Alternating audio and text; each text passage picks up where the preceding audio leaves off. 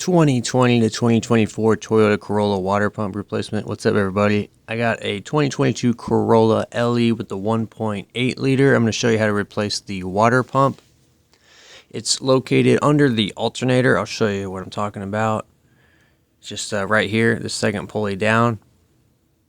Now I'm going to show you how to do it in kind of like the more OEM way. As you can see, it's down there. It's got like dried coolant. Here's my Toyota OEM water pump part number right here. I'm going to link a new one below. It comes with a pump and a gasket. And according to the Toyota website, this will fit a 2014 all the way to a 2024 Toyota Corolla 1.8 liter.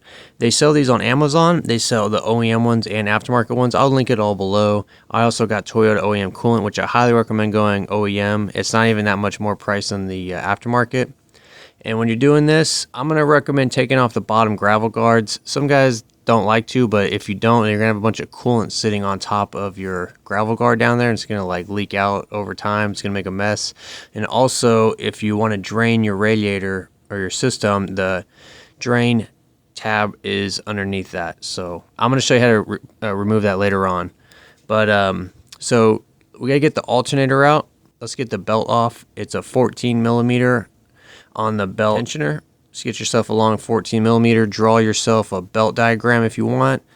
I'm going to go ahead and put this 14 on here and lift the tensioner upwards, and that will loosen the belt a little bit. And then you could just reach in there with your other hand and remove it from the pulleys. If you remove it from the water pump pulley first, it kind of makes it easier. And then just kind of guide this guy out of here. We'll pull him and set him aside. And on a side note, if you want to replace your belt, here's the part number. I'll link a new belt below. Sometimes when coolant drips on the belt for so long, it's... Hey guys, real quick, if you own a 12th generation Toyota Corolla, I just want to let you know I do have a repair tutorials video pack. It's over 17 videos of repair videos and other stuff. Basically all the most common repairs and some uncommon repairs that you'll run into owning a Corolla. It comes on a USB stick. It also includes the front brakes, PDF tutorial walkthrough, other PDFs. You get all the part numbers, you get links to the featured tools and all the parts, aftermarket and OEM. All you got to do is go to my fourth wall page, link below, go to the video pack, add it to your cart. And then if you're on desktop, you can just go to the right and hit checkout. If it's on mobile, it's a lot more easier. Put in your shipping address, your payment info, and then shortly after that, you'll receive your USB stick in the mail. It's $19.99, but it's totally worth it. I highly recommend it. All right, back to the video. It goes bad anyway. And then, so some guys like to reach in here and just do the water pump without removing the alternator. I remove the alternator because I don't like to stress over small spaces. So I'm going to go ahead and remove this negative cable. It's a 10 millimeter right here. We're going to pull this guy off and we'll set him aside. And then I also kind of just put like a rag on that so it doesn't arc on the frame or nothing. Now let's unplug the alternator. There's a little thumb tab button or a finger tab. You just push that. And then just kind of wiggle and just gently pull this backwards. It could be stubborn sometimes.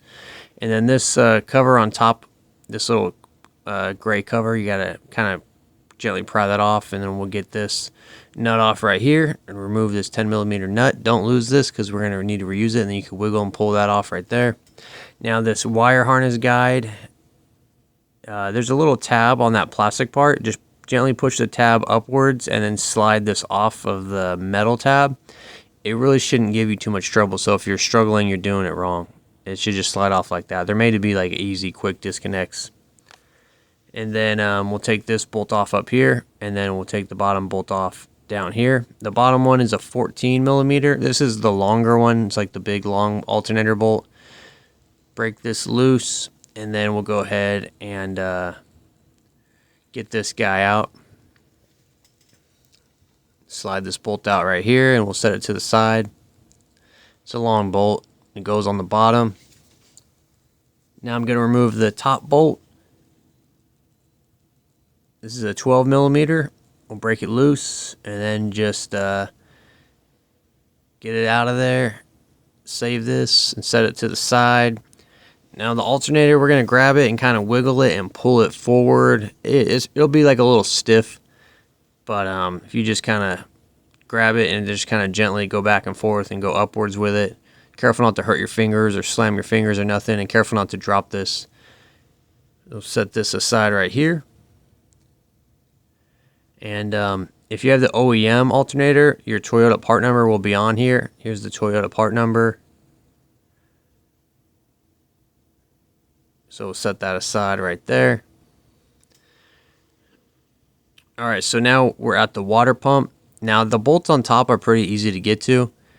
And some people will just go from here and get them out.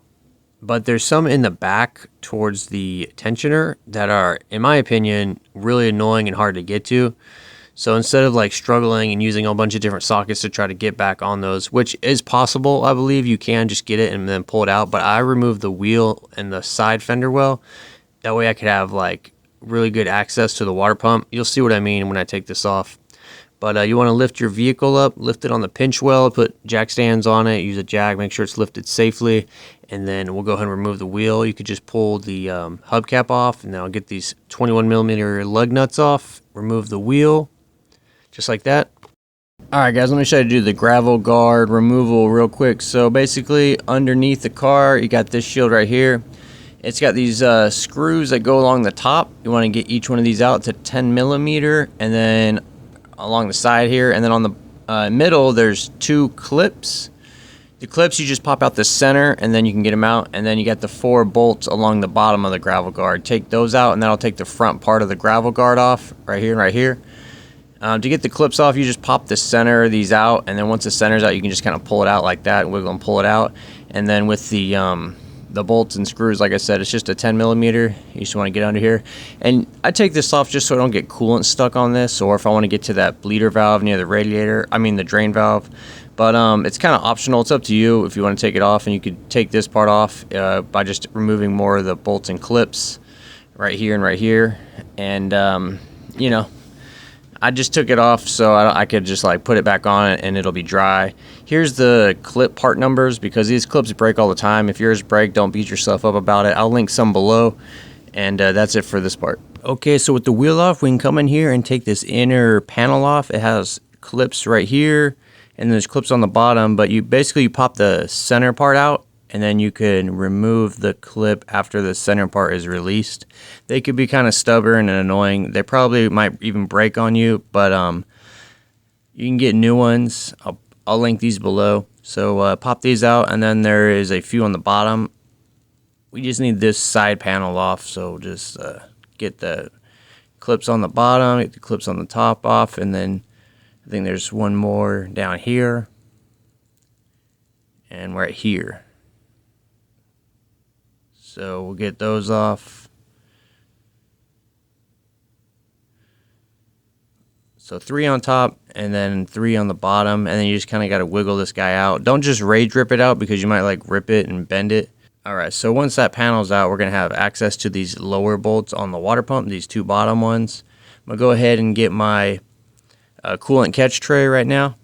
And then I got my 12mm, and we're going to go ahead and get started on taking these water pump bolts out. So I'll start with the top, and what I do is when I get these out, I'll put them in my new water pump in like the spot they're supposed to go, just so when I put the new pump in, I kind of have an idea of which bolts go where. There is like 2 different sizes. I believe there's a couple that are longer than the other ones, and so this is why I just put these in the corresponding hole in the new water pump. Also, if you have any paint markers or any kind of Sharpie, if you want, you can mark the bolts so then you know which one goes where. So like I'll just kind of do this, and you don't have to do this. This is just what I do sometimes when I'm doing a job, when I got a lot going on, like, you know, I got to take breaks or something, just so I can trust when I put the bolt back in, that's where it's supposed to go. Go ahead and get this one off here. Now this one I'll just mark with a Sharpie here. Blue. This just keeps it simple here. All right, pull that out. And then this one has the sealant from the timing cover on it. This is a longer one. You don't got to worry about cleaning the sealant off or nothing. You don't got to reseal nothing. It's just when they assembled it, that's why that's on there from the original assembly.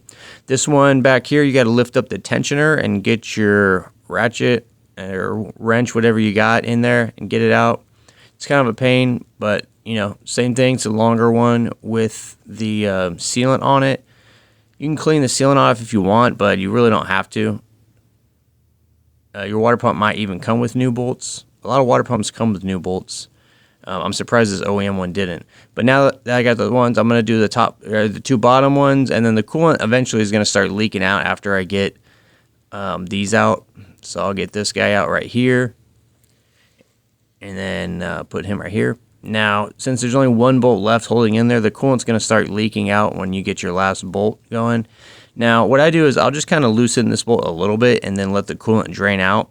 Because it kind of comes out as a semi-controlled flow, not really, but if you just yank this pump off, the coolant's just going to shoot out everywhere. And so with this way, at least I can catch about 70% of it. Of course, recycle your coolant in the proper, recycling way you're supposed to do it. And then I'll go ahead and finish getting this guy out right here. Get this bolt off. Complete the little new pump bolt pattern, and then you should be able to just kind of grab this and wiggle it off, but sometimes you might need to use a tool to kind of pry it off. But if you do, don't scratch your engine or don't scratch the mating surface. Here it is right here. As you can see, it looks pretty good, like it has a metal propeller. Nothing's really broke. They just leak from the inside of the propeller out to the outside. And then we got to get our old gasket out of here. This guy sits in the groove right here. So sometimes using a small flathead or like a pick or something, just be super careful not to gouge the mating surface or you know what I'm saying. So when you put the new one on, you're not gonna have a leak. But you could wipe this area off with a rag. Here's our old one. As you can see, that's the weep hole right there. That's where it was leaking out from, and it was flinging coolant on the hood. And here's our new gasket. So here is our water pump gasket. Now there's a little notch right here. This goes in a certain spot on the block. It's right here. If you look, there's a little notch area. So put this little notch in right here. I believe it can only go in one way. I believe it's dummy proof. So you just put that in there and then just kind of gently push this all the way in around the whole surface. Now I went ahead and just switched my bolts back over to my old pump. And then I'm still going to use them as a reference, but I'm going to go ahead and put this guy in here. There's no way I could do it with all the bolts in there. It would fall out. I'm going to go ahead and just very carefully put this in place. Careful not to gouge or scratch the mating surface with the water pump blade. And then just kind of hand thread some bolts in. I just kind of put them in. I like to get them all hand threaded in, so then none of them will give me a trouble after a while. Make sure you put the long ones where they came out from. And put the long ones into the spots where they had come out from. And we'll go ahead and get these bolts down here in. One right here and one right here. And then we'll just go ahead and tighten them down snug. Not don't torque them down yet or cinch them down yet. What I'm doing now is I'm just tightening them all down kind of snug just to make sure they all thread down fine and they're kind of snug, and then I'll go back with the torque wrench and torque them the proper torque. Now if you don't have a torque wrench, I would just do snug plus a quarter turn. You don't have to go crazy tight on these because they might snap. And then don't forget the bolt under the tensioner. Alright, so I got them all snugged down. Let's see, get this one. Now the here is the torque sequence in your AB bolts. This is what you torque them to. So the A bolts are the longer ones and the B bolts are the shorter ones. The shorter ones, there's more of those. So you just put it to the proper torque on your torque wrench, and then we'll just tighten them down. Now this torque wrench, it just kind of makes a clicking noise when you get to the proper torque. So I'm just using this. And like I said, if you don't have access to a torque wrench, snug plus a quarter turn is good. You can break them pretty easy, so just be careful for that. Now I got these in, I got them torqued down, and yep, this thing spins fine. So the water pump is installed. Now it's basically going back together with everything. I'm going to start with the alternator.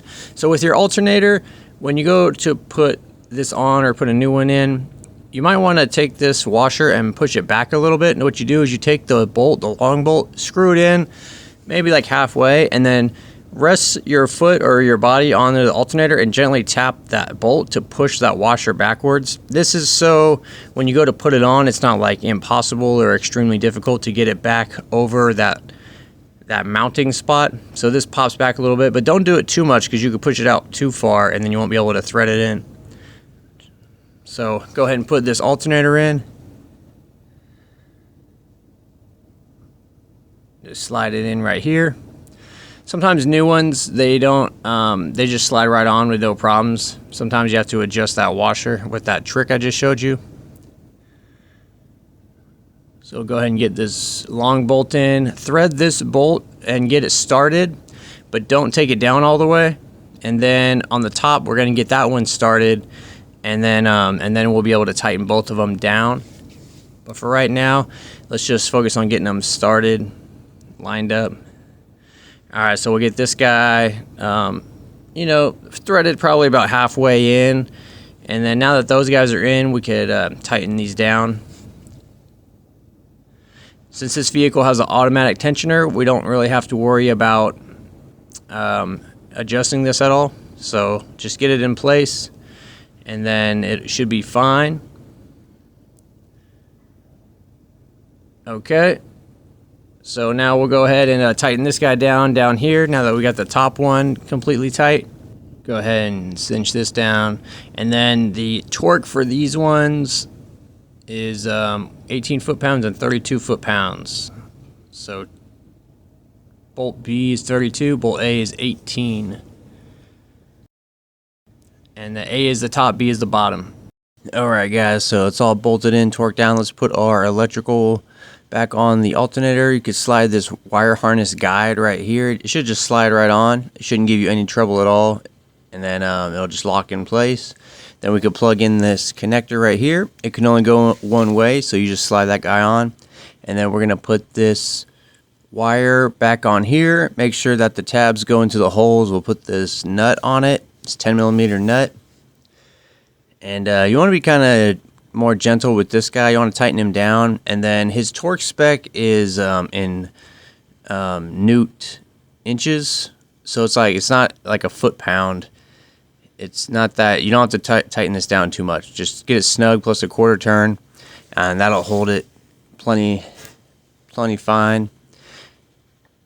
Yeah, about 87 inch-pounds, which is not that tight at all. So it's not foot-pounds, it's inch-pounds. Then we got our drive belt right here. Let's put our drive belt back on. Before I do this, I'm going to take some parts washer and wash the coolant off the area, just so coolant doesn't get on the belt. If a little bit does, it's not the end of the world, but you know, it might cause like belt squeaking or whatever. So I'm just going to spray this off with parts wash. I'll link some parts wash below too. Alright, and then I got my belt diagram that I drew earlier, so I'm going to just reference that, take my belt and snake it down here. Belts can be kind of annoying to put on. On this car, it's actually not that bad at all as far as belts go. This isn't a stretch belt. This isn't like some crazy loops. It's just like a pretty standard, you know, you just got your belt and then you have a tensioner that you move to put the belt on, and then you could release the tensioner. So as far as belts goes, it's just like pretty easy. What I do is I just put these over the pulleys that I can. The pulleys that have the grooves, I would try to get on those. Kind of got to sneak it under here.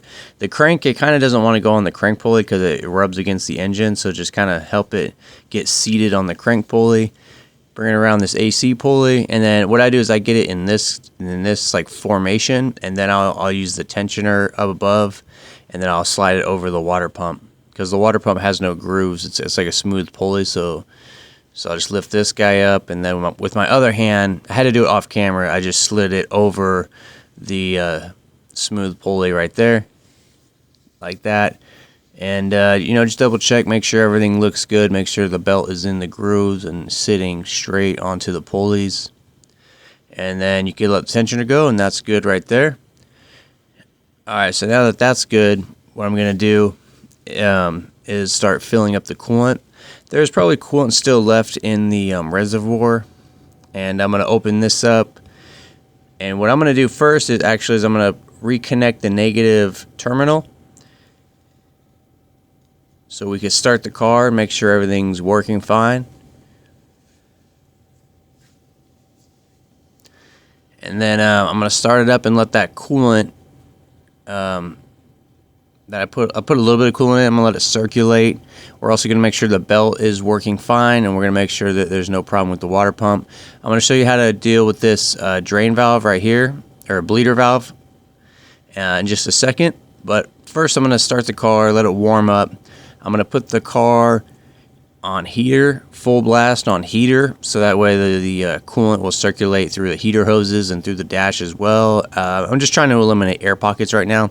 Of course, we're going to eliminate air pockets with the bleeder screw here in a sec, but this is just the way I do it. I'll start the car, make sure everything's on the up and up as far as the water pump spinning and it's not leaking or crooked or nothing like that, and then we'll turn on the heater just to get the coolant cycling through the system. So put on high, let it circulate.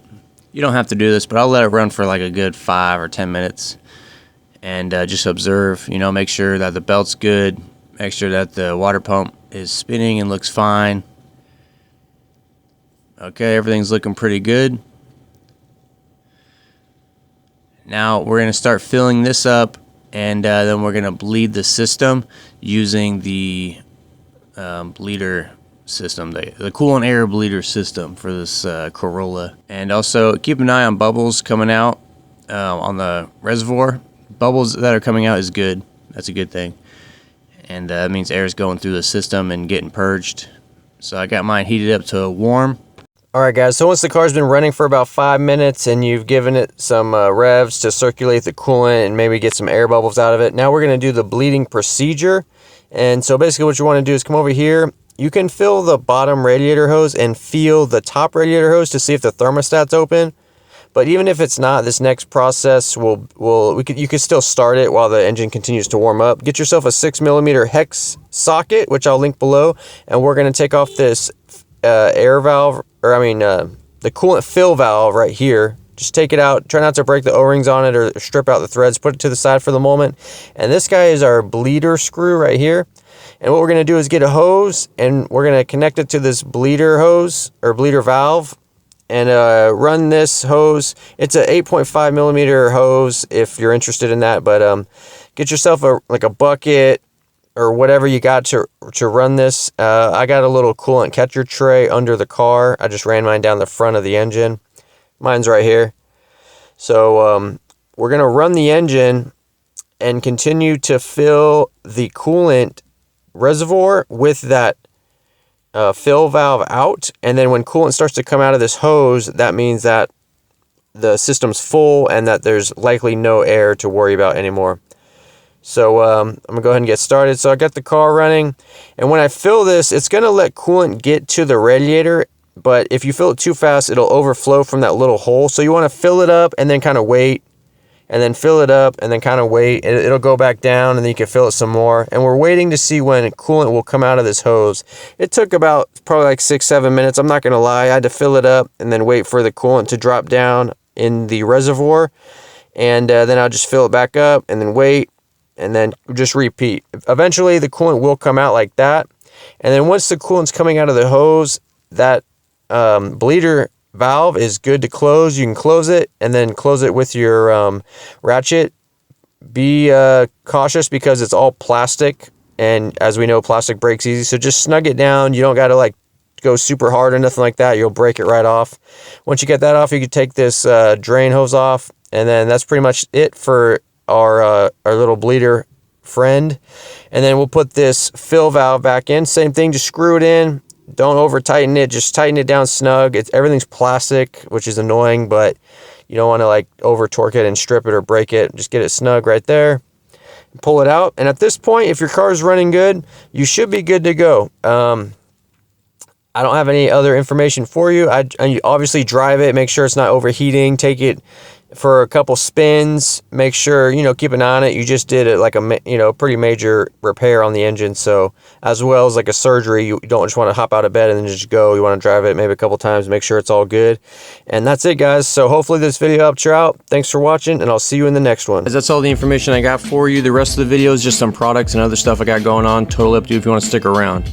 I got a 15% off Oxido.com promo code. Now, Oxido has a bunch of products, but what they're mostly known for is they're really good aftermarket headlights. So if you got an older car, 80s, 90s, 2000s, even a newer car, if it has a bulb, they probably got an upgraded bulb for you. You may have seen aftermarket LED headlights on Amazon, but the thing, I'm not going to say any names, but the thing is, they have a lot of issues. Sometimes they start to flicker after a few months, or they get hot and the LED burns off. These are available on Amazon. You can get them there. However, if you go to the website and use the promo code Guillermo Auto, you can get 15% off. It's really easy. All you got to do is go to the website on your phone or your computer and then put in what kind of car you have, what year, make and model, you know, that stuff, and then it'll display to you all of the available lights for your vehicle. You can get headlights, tail lights, interior lights. Highly recommend getting some good interior lights. You'll be surprised how bright it is. So just type Guillermo Auto in at the checkout and you'll get 15% off.